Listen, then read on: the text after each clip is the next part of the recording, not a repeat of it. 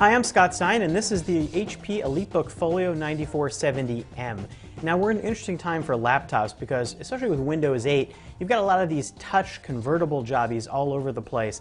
Do you get on board with that, or do you go with the traditional laptop? Well, HP's laptop, which debuted at the end of last year, really tries to take the conservative approach. This is a Ultrabook, but it's a large boned one that's thicker than maybe you'd expect compared to a MacBook Air. But it's got a lot of security features and ports and connections, and it's meant for businesses. So it's got vPro and all that stuff. I mean, it's really a business laptop. And you can tell because instead of HDMI, there's DisplayPort on here. And that's one of the main port differentiators when you talk about business versus a consumer laptop. It's also expensive. This is $1349 for the configuration that we reviewed. That fits in with other laptops in this category. Now, the ThinkPad Carbon X1, now that which was reviewed in both a touch and non-touch configuration, is about that same price range.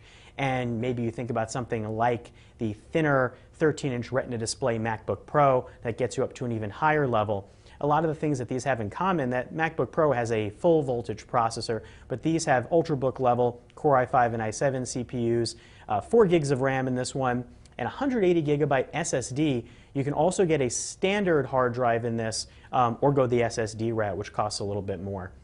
Now, one thing you'll notice that's not on here, hey, no touch. That's right, this is a touch-free laptop. And that's not so great if you want to deal with effortless navigating because, hey, you're free not to use touch. And I admit, sometimes it feels like a bit of a gimmick. But then you better make your trackpad really, really good. Like MacBook Air level good, because those are great trackpads. And the one that this HP Folio has is okay, it's not great. It's a glass trackpad. The way it interfaces with Windows 8 software is all right. But at least the 4 buttons above and below don't cramp the space much. And for those who love your little rubber nubbin touch point thing, whatever you want to call them, there's one in here situated amid the backlit keyboard between the GH and B keys, and it works pretty well. This is only a 1366 by 768 resolution display, and it is matte, but the general image quality doesn't look all that great, especially compared to a lot of higher resolution screens. So that's a knock against it, although the construction quality feels great.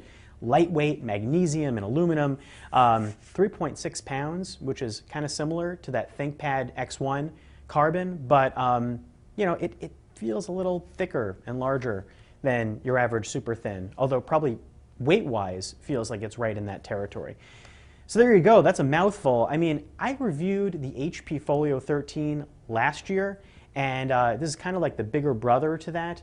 At the time, I thought that was a great Ultrabook. Really, really stood out because of its reliability and its ports. But a lot of time's gone by. I mean, what this has going for it is, again, extra ports, Ethernet, and the fact this is a 7-hour battery life. So there you go. That's a pretty big honking battery life on an Ultrabook. You like that? Maybe you want to consider this. But I would say we're in a bit of a transitional period. You might want to wait and see it comes down the pike, including the HP EliteBook Revolve, which is a cool swivel screen touch one that I looked at CES. That's a look at the HP EliteBook Folio 9470M, a business laptop, which you could use too.